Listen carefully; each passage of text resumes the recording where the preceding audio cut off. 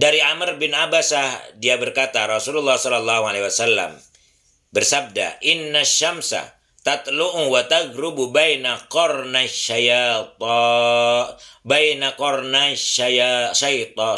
syaitan.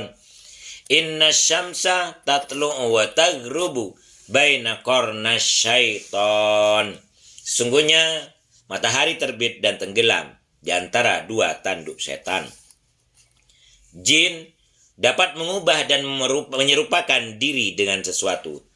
Abu Hurairah radhiyallahu anhu berkata, Rasulullah sallallahu alaihi wasallam pernah menyuruh saya untuk menjaga harta zakat pada bulan Ramadan.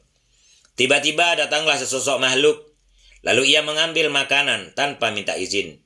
Kemudian aku memegangnya dan bersumpah atas nama Allah subhanahu wa ta'ala bahwa saya akan menyerahkannya kepada Rasulullah. Dia berkata, sesungguhnya saya sangat membutuhkan makanan ini dan saya mempunyai keluarga.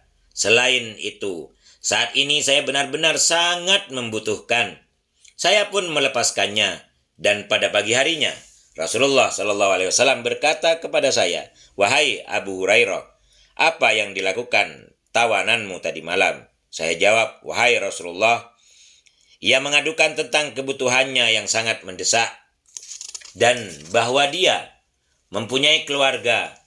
Karenanya saya merasa iba dan kasihan kepadanya. Lalu kulepaskan ia." Beliau Shallallahu Alaihi Wasallam berkata, "Waktu itu makhluk itu telah mendustaimu.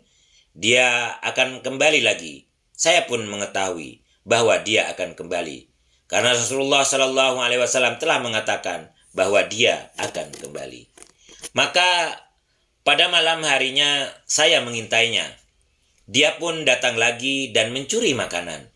Lalu saya tangkap ia dan kuancam lagi bahwa saya akan menyerahkan kepada Rasulullah. Dia berkata, "Lepaskanlah saya.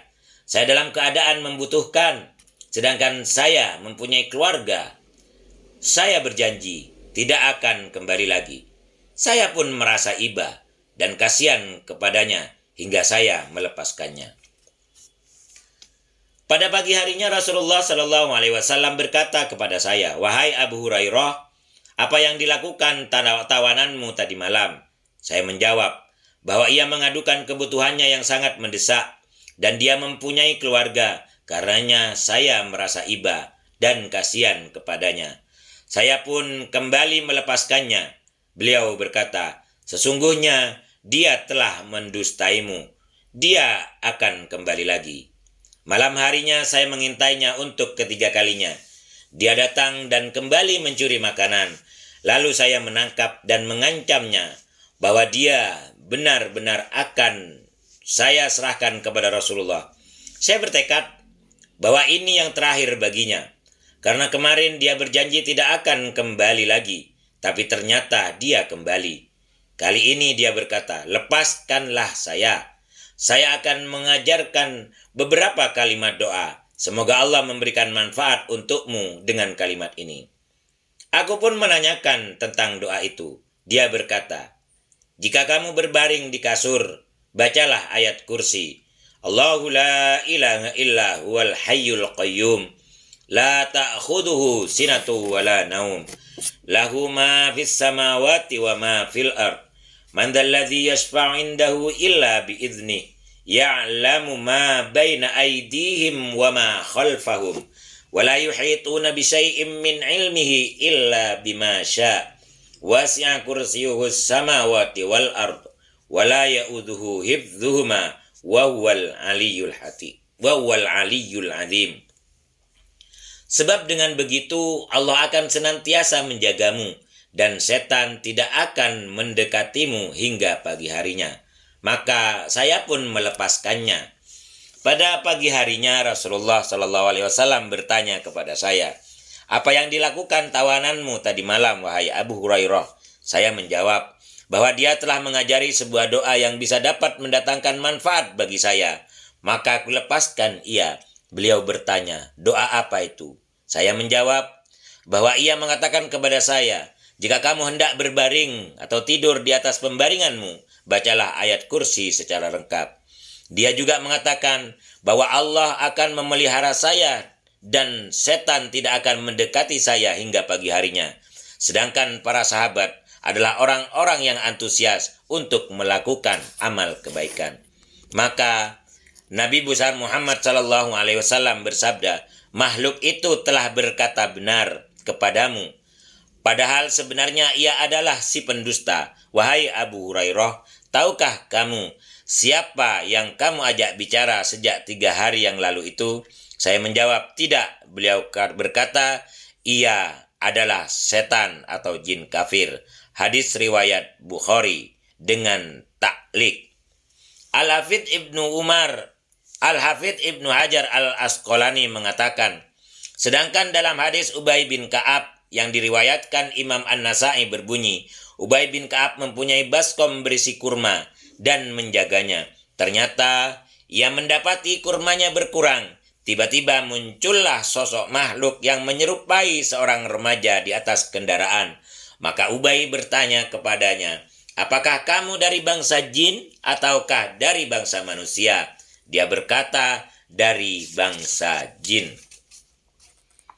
Di akhir hadis ini, jin berkata kepada Ubay, kami mendengar bahwa kamu sedang bersedekah, dan kami sangat suka kalau kami mendapatkan makananmu. Ubay bertanya, apa yang dapat menjaga kami dari kalian?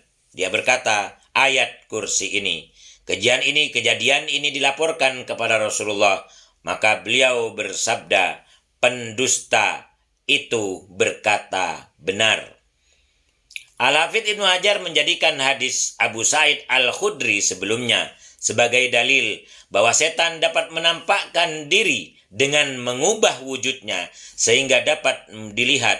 Sedangkan firman Allah, innahu yarakum huwa wa qabiluhu min haitsu la tarawnahum inna ja'alna syayatina awliya'a lilladzina la yu'minun.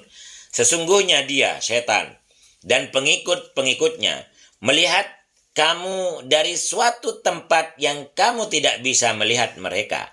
Sesungguhnya kami telah menjadikan setan-setan itu pemimpin-pemimpin bagi orang-orang yang tidak beriman.